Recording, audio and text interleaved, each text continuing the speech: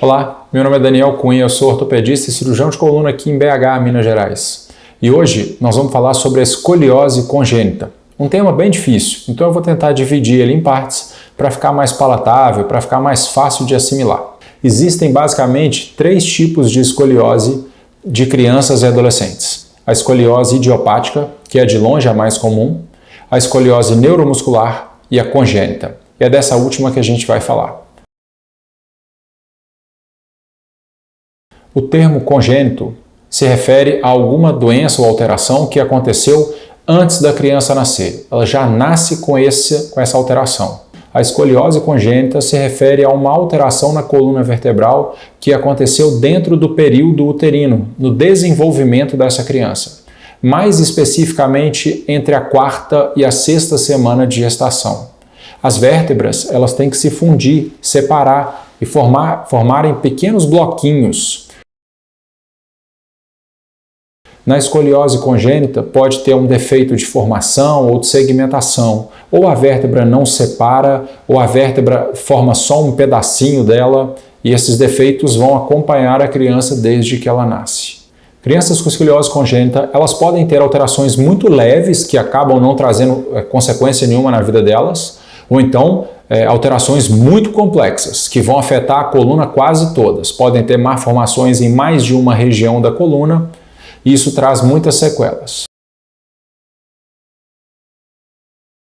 E como é uma malformação no desenvolvimento da criança, é muito comum de, além da escoliose congênita, haver outra alteração em um outro sistema. Sistema urinário, bexiga, rim, também pode ter na coluna mesmo, pode ter no sistema nervoso central, medula presa, pode ter alteração cardíaca, algum defeito no coração. Então, toda criança que é diagnosticada com escoliose congênita deve ser submetida também a um rastreio para investigar vias urinárias, fazer um ultrassom abdominal, fazer uma ressonância da coluna e do neuroeixo, ou seja, do cérebro, da coluna, e também avaliação cardiológica. Ou seja, quando você diagnostica você tem que investigar o resto também. Além desses outros sistemas, alterações ortopédicas também podem estar presentes. Criança que tem escoliose congênita também tem um risco maior de ter torcicolo congênito, de ter pé torto congênito, de ter uma má formação no quadril e o quadril ser o que a gente chama de displásico ou ficar fora do lugar.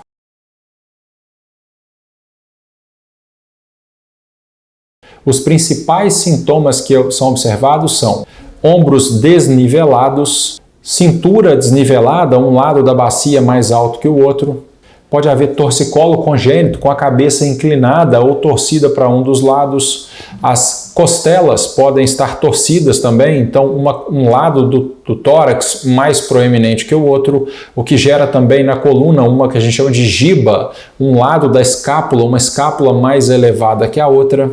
E até mesmo uma perna mais curta que a outra. Pode ser por causa da cintura ou pode também ter uma má formação nos membros inferiores associada. Muitas vezes não é fácil fazer o diagnóstico dessa escoliose, porque, como eu disse antes, podem ser alterações muito sutis e a gente não vai ver essa escoliose de forma fácil. Muitas dessas alterações podem ser vistas ainda no período gestacional. Com o avanço dessas técnicas de ultrassom gestacional, algumas malformações já conseguem ser detectadas ainda intraútero, mas nem todas. Algumas vezes as crianças nascem sem um diagnóstico prévio e ao longo do desenvolvimento esse diagnóstico é feito. Assim, o diagnóstico extraútero ainda é o raio-x. Sempre que houver uma suspeita de uma malformação, alguma coisa alterada, essa criança deve fazer um raio-x. E, se possível, o ideal é colocar essa criança de pé ou sentada. Isso facilita na visualização da coluna. É claro que crianças muito novinhas não tem jeito. Assim como nas outras escolioses, um fato importante é a gente medir o ângulo dessa curva da escoliose, o chamado ângulo de Cobb. Uma vez diagnosticada, essa criança deve passar, igual eu falei antes, por uma avaliação de outros sistemas, mas também deve fazer uma avaliação mais minuciosa da coluna. É muito importante fazer uma ressonância da coluna para ver se não tem nenhuma alteração no neuroeixo. E uma tomografia pode ser solicitada pelo seu médico. Por que eu digo pode? Porque a tomografia ela é quase essencial se a gente for conversar sobre cirurgia. Mas o problema é que ela tem uma dose de radiação muito alta. Então é muito bom conversar com o seu colega, o cirurgião que está te acompanhando, para decidir qual que é o melhor momento de fazer essa tomografia, para não dar uma dose de radiação muito alta numa criança muito pequena. Mas eu acho que na hora da cirurgia a tomografia é quase que essencial, porque ela ajuda muito a entender a real má formação que está acontecendo nessa criança.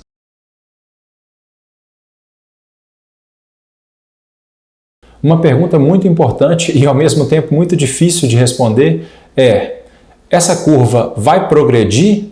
Essa é uma pergunta difícil de responder, porque cada alteração responde de uma forma ao estímulo do crescimento. Algumas alterações têm uma tendência a gerar curvas maiores e outras curvas menores. E também importa aonde está essa localização. Por exemplo, uma vértebra em barra, ou seja, com uma vértebra de baixo totalmente colada na vértebra de cima, tende a ser uma alteração mais benigna, porque não vai ter um crescimento discrepante, vai funcionar como um bloquinho. Agora, em compensação, uma hemivértebra, ou seja, um pedacinho de vértebra com uma barra do outro lado, ela tende a dar uma alteração muito grande na coluna e tem um grande risco de progredir. Nesse mesmo raciocínio, as alterações que ficam nas transições da coluna, ou seja, na transição do pescoço com a torácica, na transição cérvico-torácica, na transição do tórax com a lombar e da lombar com o sacro, todas essas transições são áreas ruins de aparecer essas malformações. São áreas que mudam e aí uma malformação nesses locais tendem a dar curvas mais acentuadas.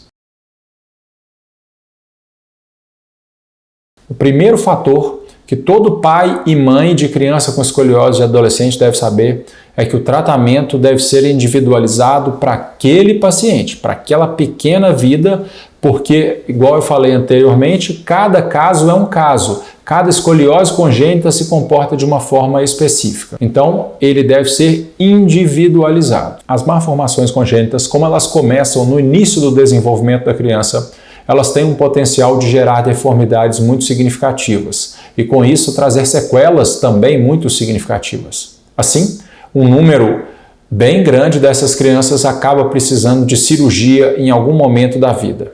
Em relação ao tratamento não cirúrgico, contamos sim com algumas medidas que podem trazer alguma ajuda. Fisioterapia, manipulação, uso de órteses e coletes, eles podem sim ajudar. Mas diferente da escoliose idiopática do adolescente, aqui na escoliose congênita, essas medidas não ajudam muito não.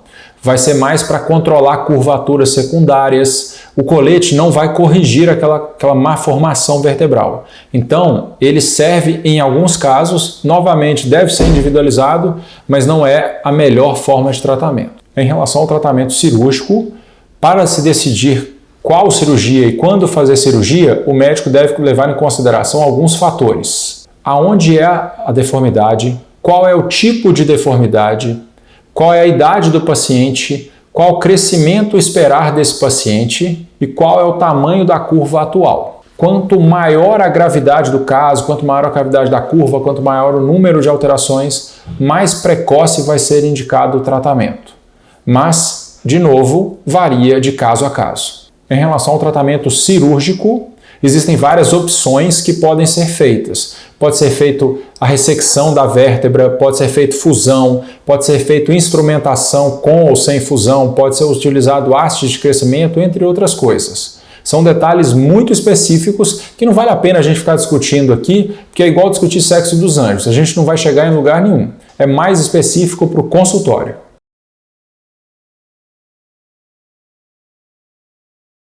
Assim como conclusão, eu espero que vocês tenham notado a complexidade que é o tratamento dessa deformidade.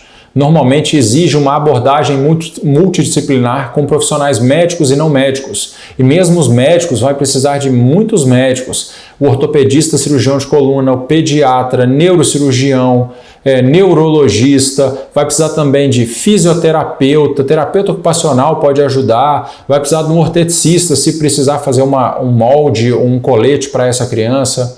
Algo bem difícil de fazer sozinho. Então é uma abordagem multidisciplinar. É claro que é difícil, mas um dos fatores que muda o prognóstico é a detecção precoce. ficar atento aí nas crianças. Se foi feito intraútero, ótimo, mas se houver alguma suspeita dentro do desenvolvimento da sua filha, seu filho, lembre-se de levar no especialista para que ele possa solicitar um raio-x e acompanhar o desenvolvimento.